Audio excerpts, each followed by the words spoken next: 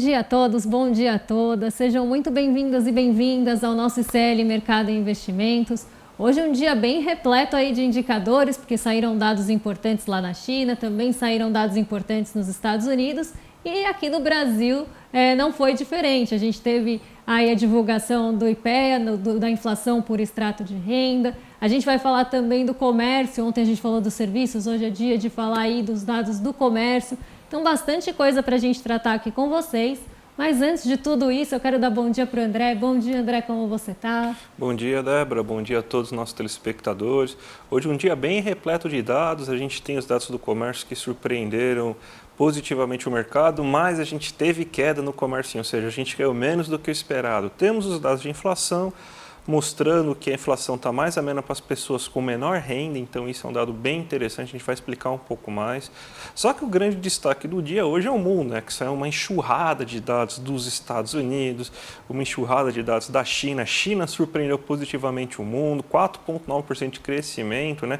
Então hoje a gente vai começar até de uma maneira diferente, né, Débora? A gente sempre começa falando da Ásia, a gente tem inclusive a nossa matéria aqui para vocês verem aqui no site, né? Mostrando aqui como que está a abertura de todos os mercados, mas não tem como a gente não abrir hoje os nossos mercados sem falar dos Estados Unidos. Então a gente até montou, antes de você começar a mostrar aí os resultados da Ásia e tudo mais, alguns gráficos, né, que você vai mostrar daqui a pouco, mas começa falando um pouco do que está acontecendo no mercado norte-americano aí, que está fazendo esse tanto movimento aí no mundo hoje. Não tem como falar da Ásia hoje de manhã sem voltar para os Estados Unidos ontem, porque foi justamente essa enxurrada de divulgação de dados que fez com que os mercados balançassem muito ontem. Então a gente viu a Bolsa brasileira caindo bastante, as bolsas dos Estados Unidos lá caindo também muito, né? Então um movimento bem negativo. O único que se salvou realmente foi o Dow Jones, mas ele ficou muito perto da estabilidade.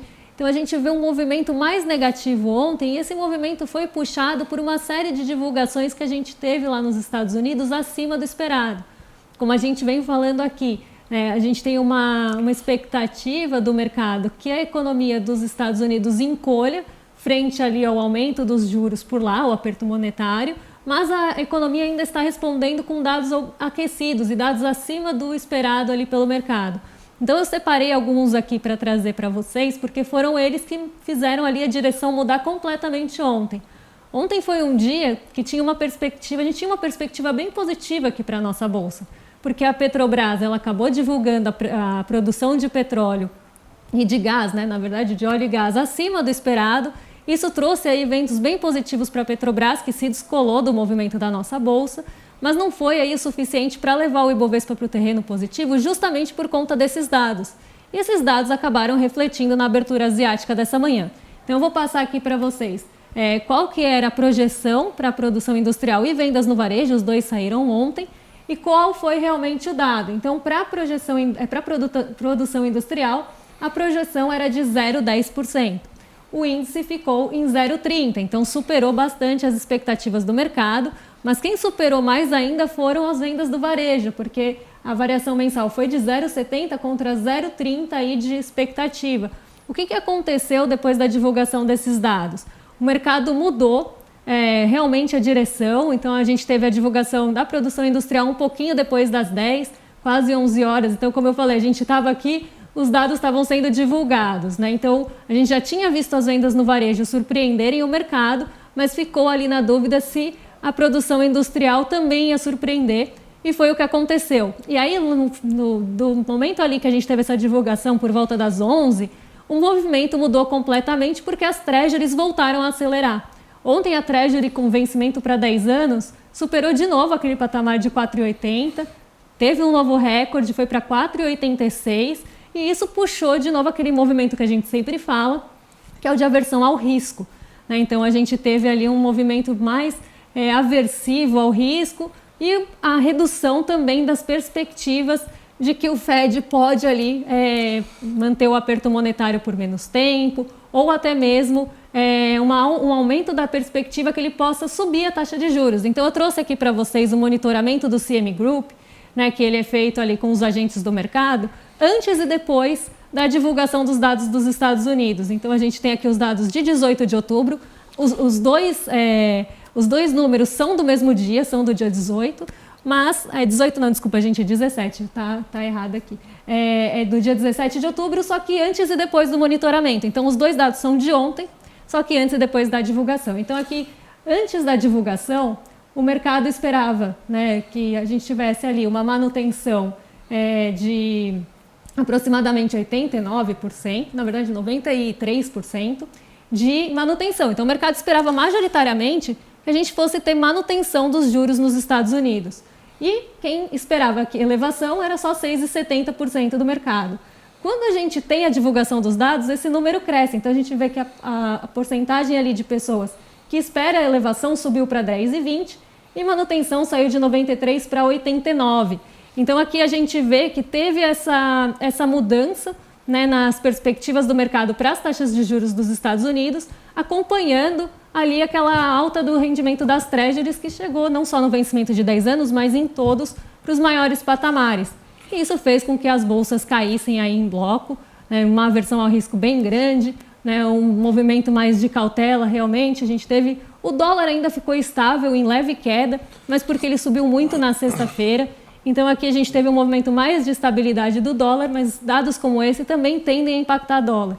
O que a gente teve realmente segurando a nossa bolsa mais ali contida na queda foi realmente a Petrobras e a Vale, que ontem subiram na expectativa dos dados da China hoje e também aí por conta de dados específicos da Petrobras, que fizeram com que ela se descolasse realmente. Ela subiu bastante, ficou ali entre os destaques e justamente por conta dessa produção maior. E hoje ela continua subindo, mas depois eu falo disso. É impressionante, né, que a gente está aqui num momento que a economia dos Estados Unidos está indo bem, está crescendo, o emprego tá alto, desemprego baixo, comércio explodindo aí de vendas, produção industrial crescendo, e o mercado não está gostando disso, né, porque o mercado acredita que isso vai fazer com que seja necessário elevar a taxa de juros básica dos Estados Unidos, e isso faz com que a bolsa caia, né? Então, você vai explicar isso para uma pessoa que não é um economista, uma pessoa normal, Débora? Então, olha o que acontece. Você fala,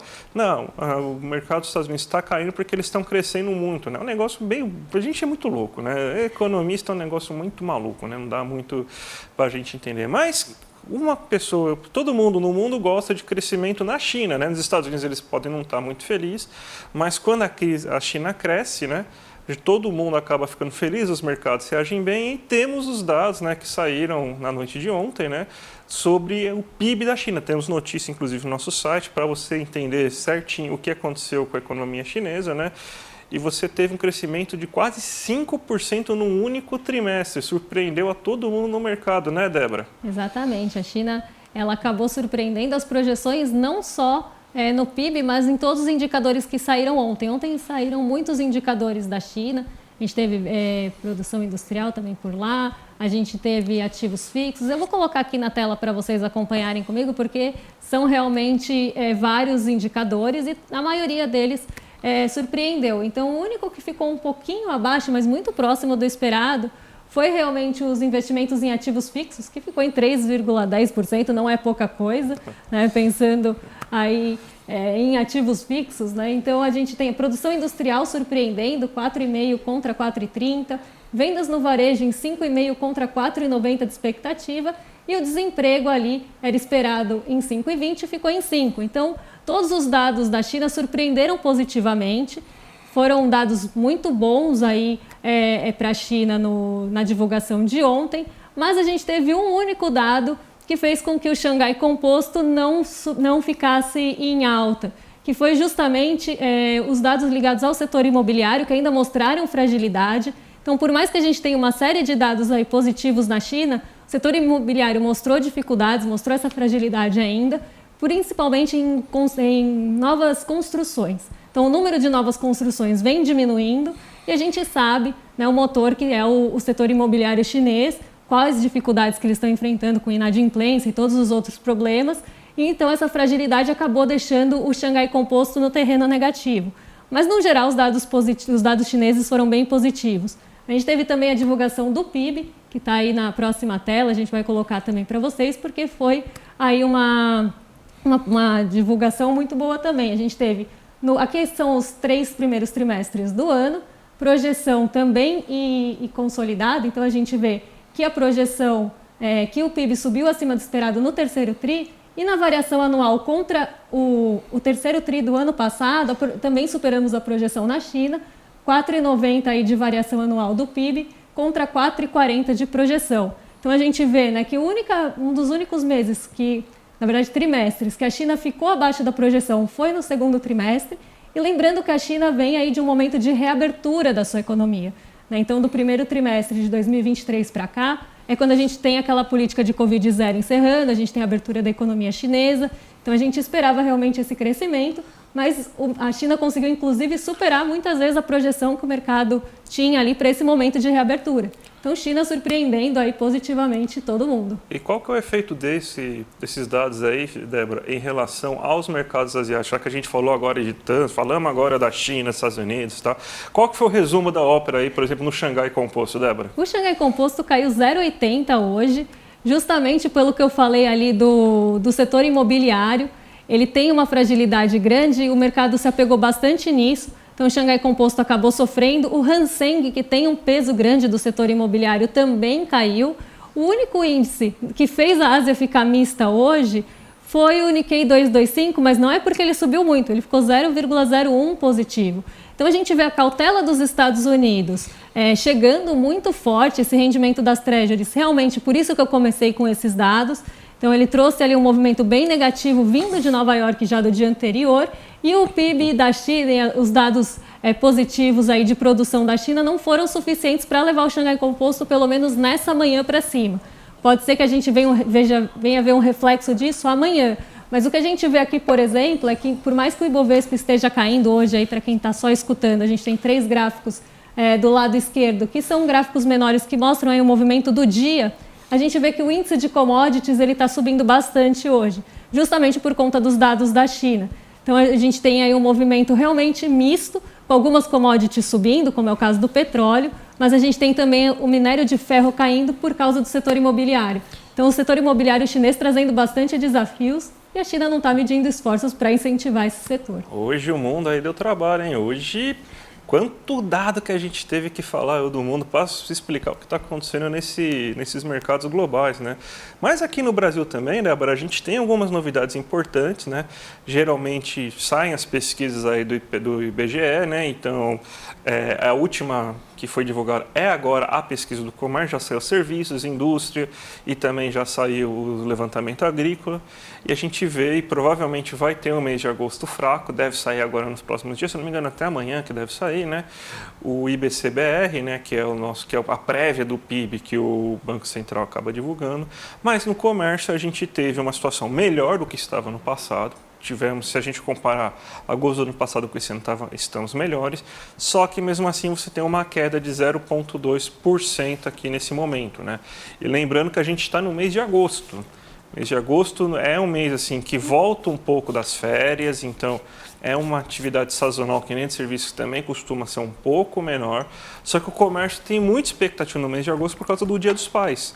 E a gente vai ver que nem o Dia dos Pais conseguiu aquecer de fato o comércio. O brasileiro comprou mais coisas essenciais, Débora, mas ele não acabou gastando em coisas que seriam, por exemplo, presentes, né, que você poderia dar para as pessoas, né? Então a gente tem aqui um gráfico para mostrar para vocês aqui como que foi esse sobe e desce aí do comércio e do comércio ampliado. O comércio é combustíveis, supermercados, tecidos e vestuários, móveis eletrodomésticos, livros, papelaria, móveis de escritório, outros artigos de uso pessoal, e o ampliado tem junto o veículos e também o material de construção. De maneira geral, a gente tem uma queda de 0,2%. Quem puxou essa queda para baixo foram itens de maior valor agregado, como, por exemplo, móveis e eletrodomésticos. O brasileiro ainda não está conseguindo. O próprio Bob Fields falou, né, que vai reduzir ainda, né, quer reduzir o tempo de parcelamento, vai colocar mais problemas ainda para esse setor que é tão importante, né, que é o de imóveis e eletrodomésticos, que você precisa de financiamentos mais longos para comprar, e você teve uma queda considerável de 2,2%. Tecidos e vestuários, por exemplo, são coisas que a gente costuma comprar de presente, por exemplo, numa data como o Dia dos Pais. Então, era esperado um certo aquecimento, mas você teve uma queda de 0,4% desse tipo de comércio.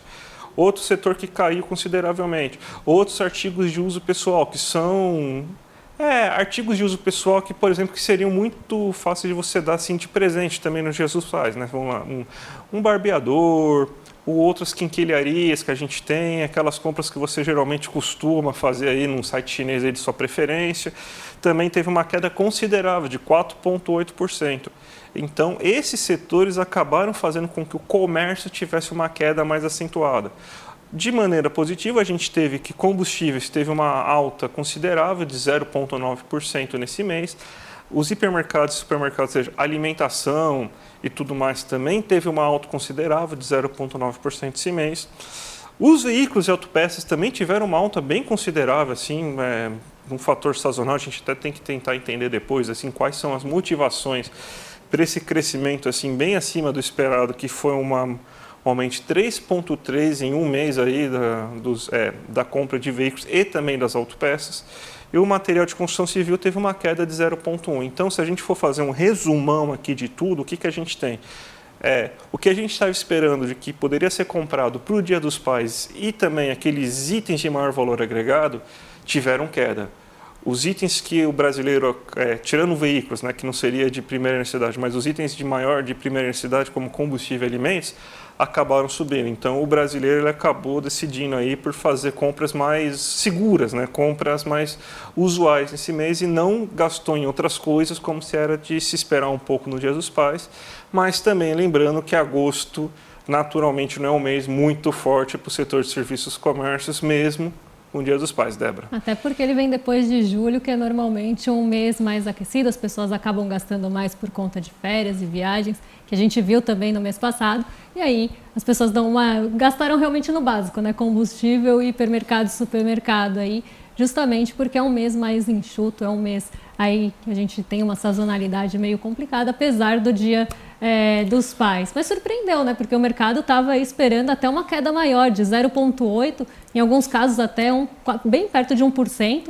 Então a gente teve uma surpresa, mas ainda uma queda aí no ramo comercial.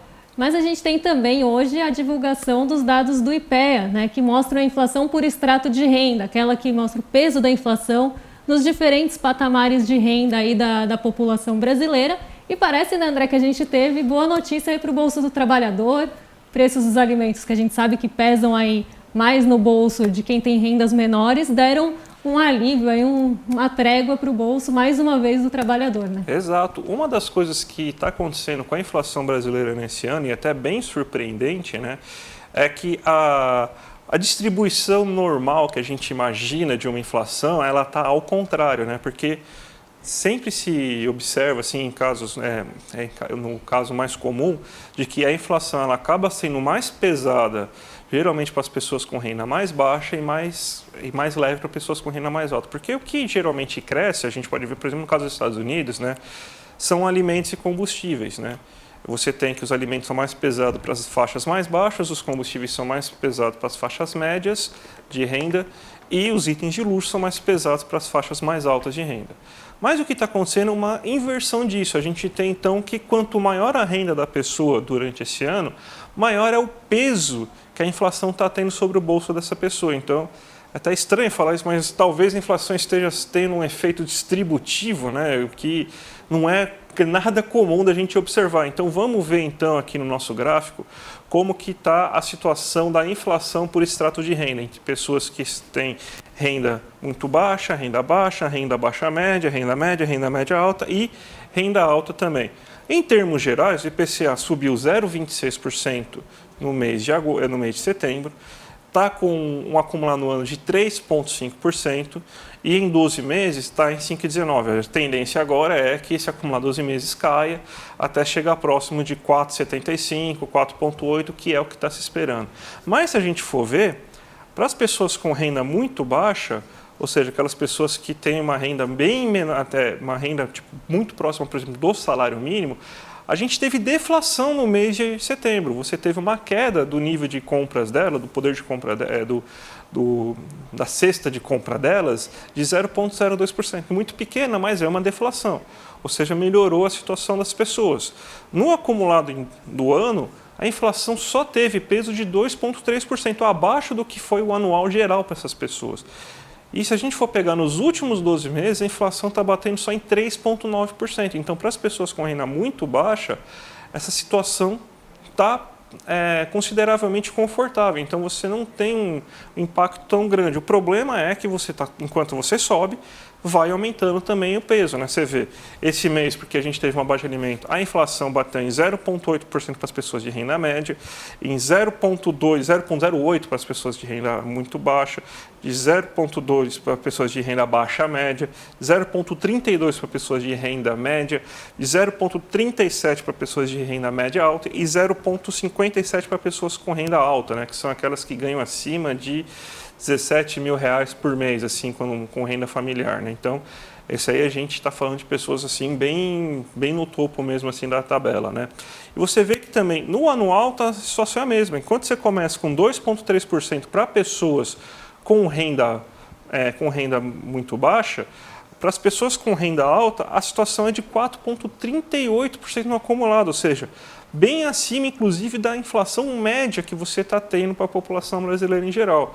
E no anual, a mesma coisa, ó, sai de 3,9% para 6,41%. Então, você vê assim que o processo inflacionário, e a gente tem que lembrar, né, que por mais que se fale meramente técnico, até quando a gente está falando de questão de inflação, quando você faz uma política de maiores salários, isso daí vai impactar mais setores de serviços, setores que são mais consumidos por pessoas de renda maior, porque quanto maior a sua renda, mais acesso você tem a lazer, a serviços, e isso impacta mais pessoas com renda mais alta. Você teve altos, por exemplo, do preço da passagem aérea, você teve altas do preço do plano de saúde, de pós-graduações, de escolas particulares e tudo mais, e pessoas com renda mais alta consomem mais e têm um peso maior. Então, a inflação, ela está sendo, na verdade, uma inflação que está sendo muito baixa nos alimentos, os alimentos está impactando, está tendo, na verdade, impacto deflacionário para as pessoas, e produtos de acesso a classes, a partir da classe média alta, uma média mesmo, até a classe alta, que estão tendo maior impacto, Débora. Então, a gente está tendo essa situação, e lembrando, o controle inflacionário é a escolha. Na época do Temer, como você controlar a inflação, reforma trabalhista e acabar com a variação real de salário para os trabalhadores. Resolver a inflação? Resolveu, mas às custas do lombo do trabalhador, né? Como sempre, no governo passado, né, a gente teve na época eleitoral aquela desoneração que acabou aí afetando um monte de estados e municípios, que foi justamente na gasolina, né, nos combustíveis, para tentar baixar ali na marra o preço dos combustíveis. Isso favorece quem? É a renda muito baixa? Não, é da renda média ali em diante, que justamente teve uma inflação maior pelo peso ali que a gente viu do grupo de transportes, onde estão os combustíveis ali, puxando essa inflação para cima. Então, não à toa aí que a gente vê essa inflação acima da média nessas rendas, né, justamente por esse efeito de aumento mesmo no preço dos combustíveis. E falando em preço dos combustíveis, a gente vai falar agora de mercado, porque hoje a gente tem aí o preço do petróleo subindo de novo.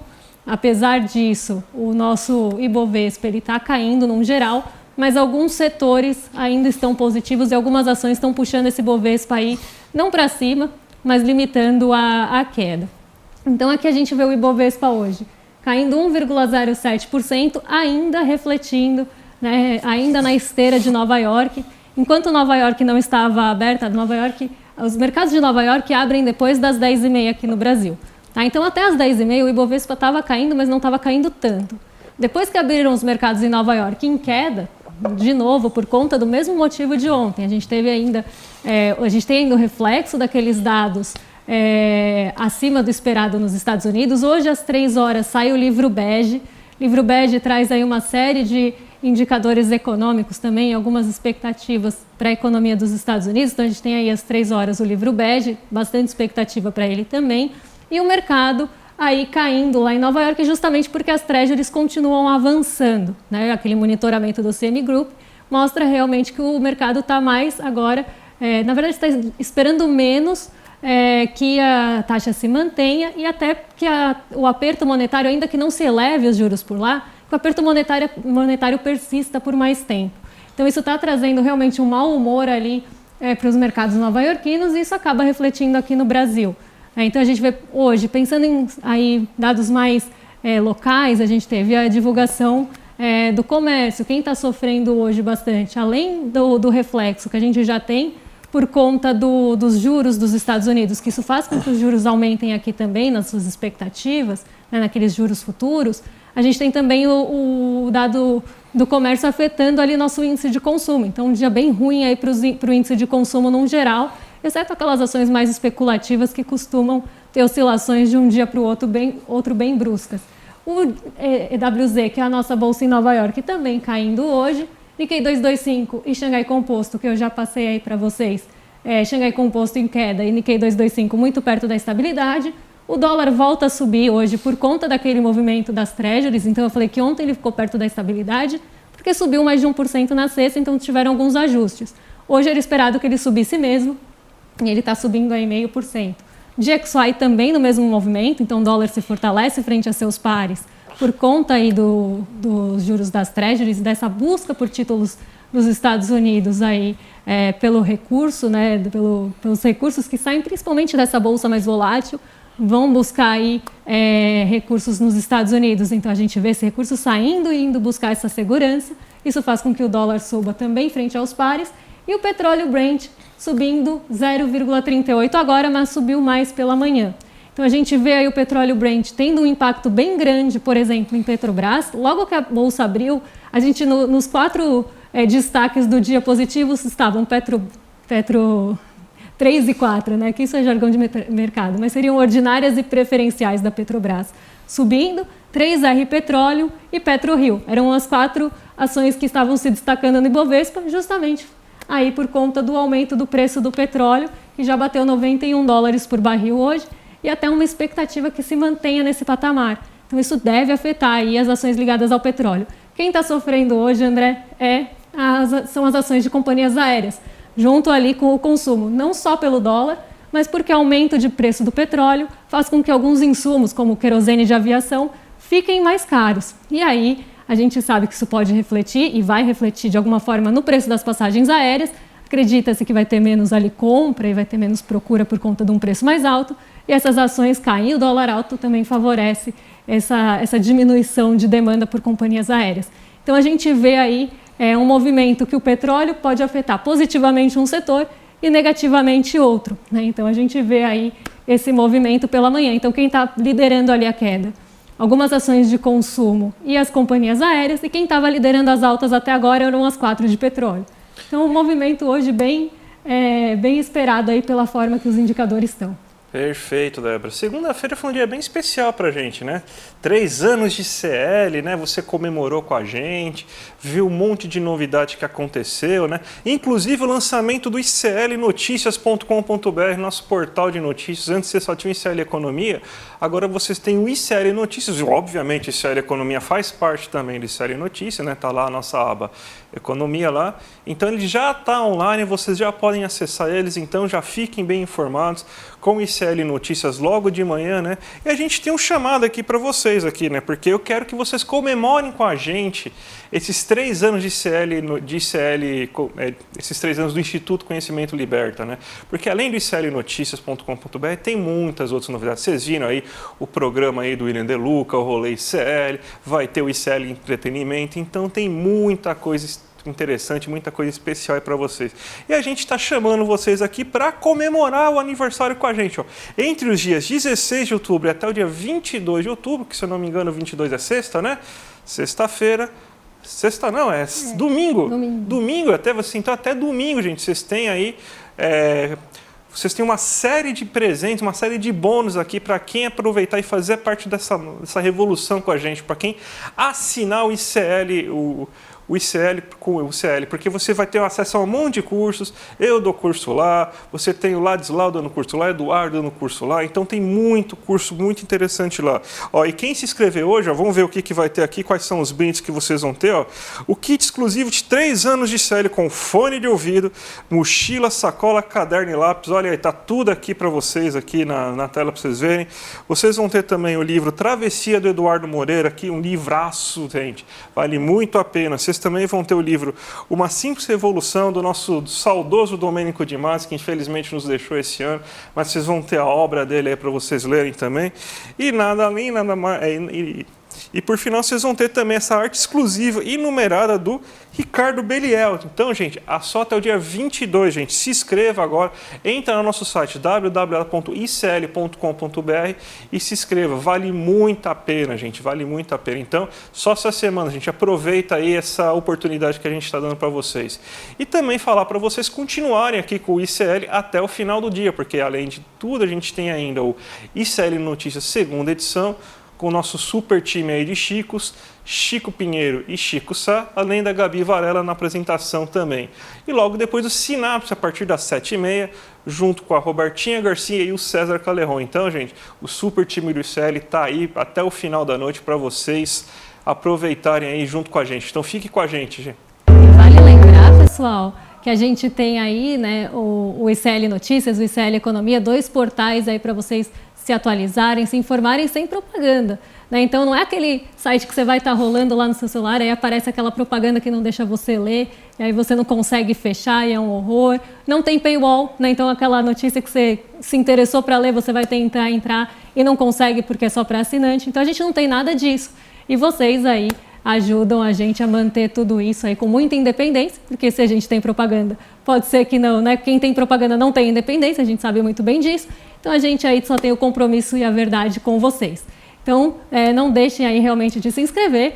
E a partir de amanhã, na verdade amanhã a partir das 7, já troquei tudo aqui, a gente está de volta, desde as 7 da manhã com o Desperta, ICL Notícias primeira edição, depois o Em Detalhes e o ICL Mercado Investimentos, que eu vou estar no telão, mas vou estar aqui com vocês. Então, até mais. Até amanhã, gente. Tchau, tchau. Eu sou o professor Ângelo Battistini Marques, sou professor do curso de Metodologias Ativas para a Docência no Século XXI.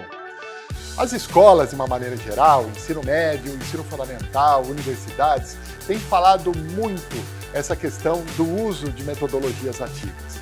São muitas metodologias e você, nesse curso, vai ver um pouquinho da razão do porquê que a gente usa metodologias ativas e a gente vai fazer um apanhado geral sobre algumas metodologias, as mais usadas, mais difundidas, que é para você que trabalha como professor, como gestor, como educador, tenha uma noção do que é esse conhecimento que está sendo trazido para dentro da sala de aula. A liberdade de expressão, a liberdade de pensamento, como a liberdade de imprensa, estão previstos no artigo 5º da Constituição de 1988. No inciso 4º da Constituição se diz que o pensamento é livre e vedado ao anonimato, e também está no inciso 9, que trata da livre manifestação da imprensa, né, da expressão, da atividade intelectual, e que, fundamentalmente, não há censura prévia. Isso é de fundamental importância. O nosso papel de comentaristas, de juristas e de jornalistas é exatamente fazer essa vigilância para que aquilo que está na Constituição de fato seja cumprido.